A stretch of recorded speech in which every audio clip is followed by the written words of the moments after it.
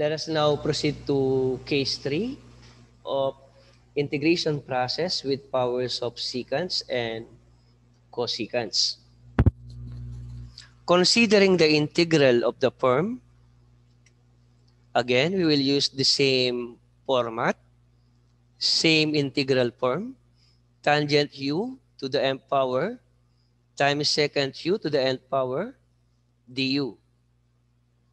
And under tayo ngayon ng case 3. Sa case 3, when m is a positive odd or even integer, and n is 0, or vice versa. When m is a positive odd or even, and n is 0.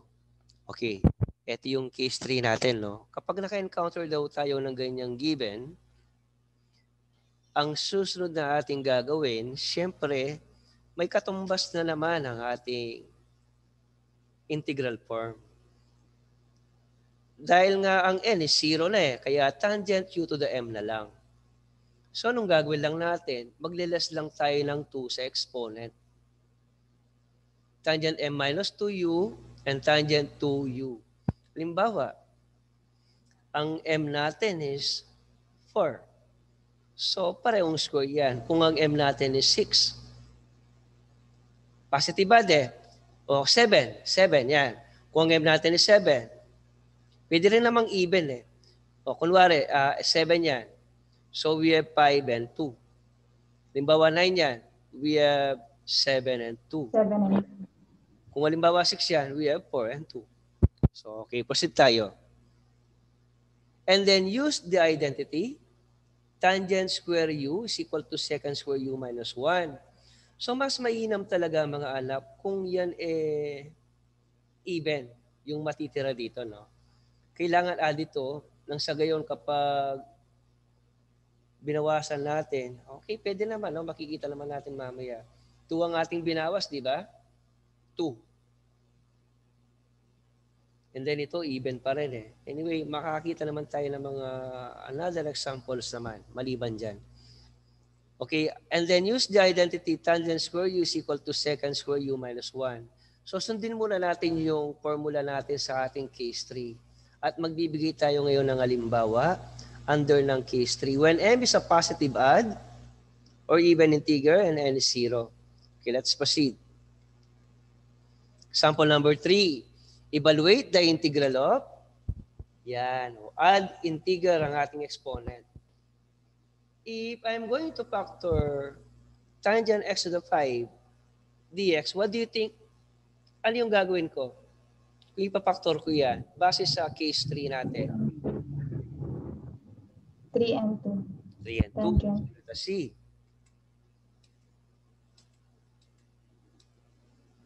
Okay, that's very good. Nakuha ka agad ni Mayra, no? So, na-factor na natin ang tangent x cube and tangent x square.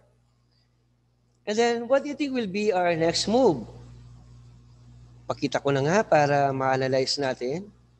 Yan. Hindi ba't sabi ko kanina, may identity tayo. So, yung square, x, yan. Ito yung pinactor pala natin na square lagi, no? Para mapag-aralan yan, no? Yung naka-factor out na nasa dulo, ito, ayaan lang natin yon. Ang ating binibigyan ng identity is automatic yung dulo. Yung na-factor natin na square. Kasi nga yun ang goal natin eh. Magkaroon tayo ng identity, secant square u minus 1. Okay, let's see. So sa dalawa, ang binigyan ko ng identity is yung sakto lang, yung tangent square x. And then next move, di-distribute ko yan, siyempre, no? Okay, na-distribute ko na ngayon. Multiply tangent cube x to secant square x, then dx. Kaya meron tayo nito. And then tangent cube x sa negative 1 at saka sa dx. That's why we have this negative integral of tangent x cube dx. Then let's proceed. Yan. Factor ko yung cube. naging 2n1. Diba? Parang inulit ko lang. Yung cube, pwede yan eh. Case 3 pa lang eh. Case 3 pa rin. Ano ba yung tangent square x? Di ba may identity na naman yan? Second square x minus 1? Kasi nga. Yan. Case 3 na. Nag-case 3 pa rin ulit tayo pagdating doon sa term na yan. Ang tangent square x is second square x minus 1. Kung ano yung ginawa natin sa simula, yun din ang ginawa natin dito. Okay, proceed tayo.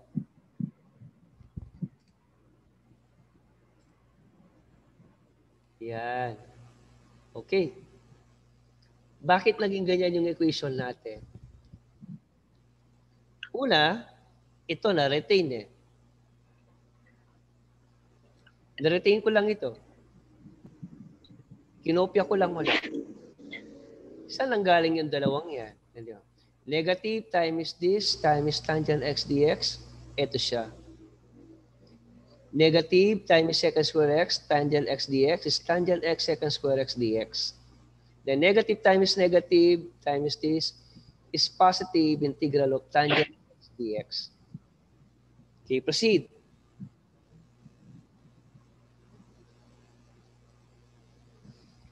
Magle-let u na tayo. Let u be equal to tangent x. I think sa terms yan, ano? Ito. Okay, mag-let u tayo. Hello, ano yung maingay? Tangent u yan.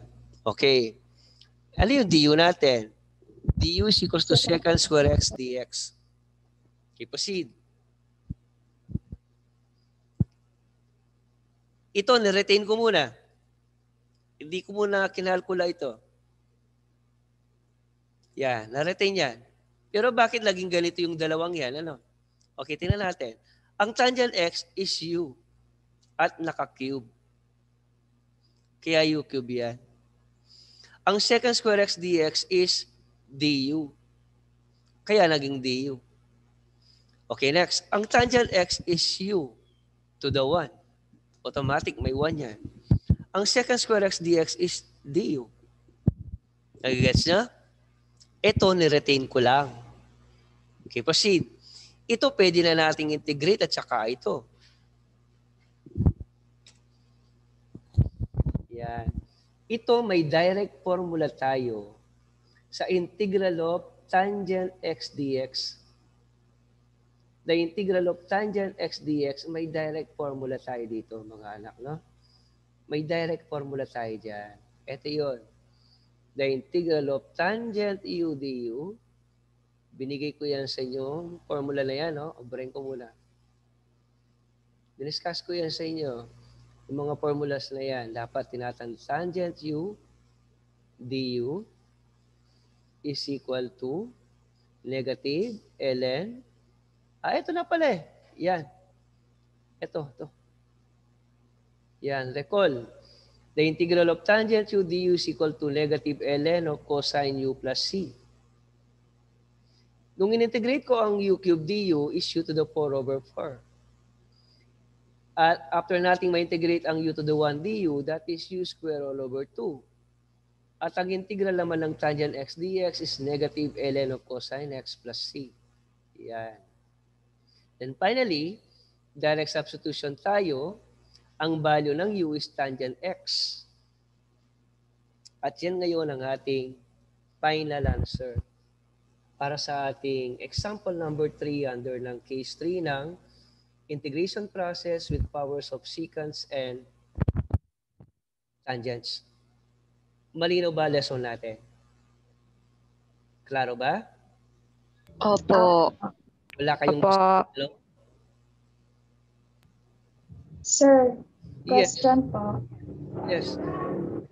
Sir, wala naman po kasi nakalagay na yung n po is less than or greater than 2. Pwede po ba siyang less than 2? Less than 2. Yung sa case 3. Sa case 3. Halimbawa, ano yung exponent? Wala po. Huwag na negative yun, dadali mo sa baba, anak. lang po Mag-iiba eh. ka ng function nun. Pero pwede naman siya, sir. Pwede pa rin siyang ma-solve. May solusyon lahat yan. Opo. Kung bababa ka sa exponent, siyempre gagawin natin Magpapalitan. positive exponent. Ayan, ay anak, no? Dadaling ko sa denominator para maging positive exponent. And then, aanapan ko uli ng identity yan. Lahat naman yan may solusyon. Kaya lang dahil secant and tangent tayo, sa mga cases muna tayo sumunod. Kung ano yung binibigay sa cases, yun muna sundan natin. Okay. Malinaw ba? Klaro ba? Opo. Alimbawa, ito, ginawa kong 7 yan. Pwede pa rin. Kung cube, pwede pa rin. Pero ano bang sabi sa case? Ano sabi sa case? Positive, di ba? When m is a positive odd or even integer and n is 0. Tama? So, kailangan laging nandiyan pa rin yung identity ng tangent square u. Makukuha pa rin natin yan.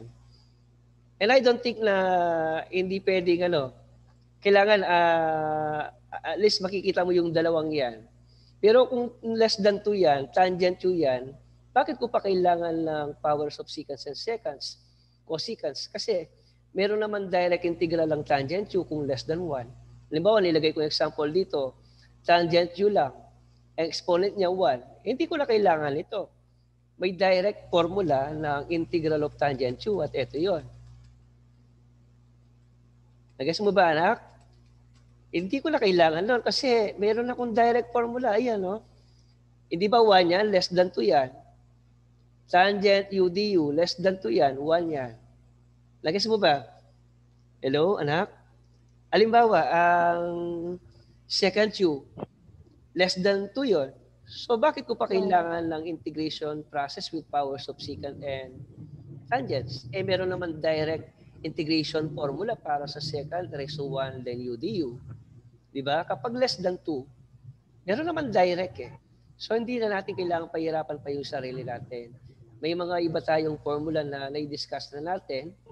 So, actually, pumapasok lang yan kapag nakikita talagang hindi applicable ng gamit lang natin yung mga formulas na napag-aralan natin before.